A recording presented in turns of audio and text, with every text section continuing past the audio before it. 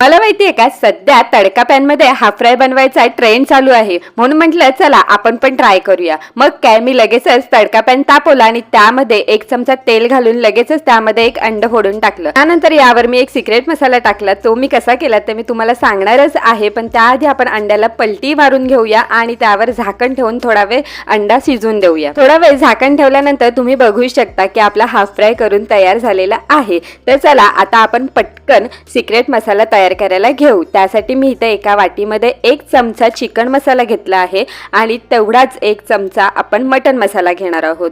त्यानंतर त्यामध्ये टाकायचा आहे 1 चमचा तिखट, अर्धा चमचा हळद आणि थोडंसं मीठ. त्यानंतर हा सगळा मसाला चांगला मिक्स करून घ्यायचा आणि एका एअरटाईट कंटेनर मध्ये हा ट्रान्सफर करून घ्यायचा. जेव्हा कधी आपल्याला हाफ फ्राय खायची इच्छा होईल तेव्हा आपण हा लगेचच काढून हाफ फ्राय वर टाकू शकतो. तर चला आता पटकन सबस्क्राईब करा. भेटूया पुढच्या व्हिडिओ मध्ये. तोपर्यंत बाय बाय.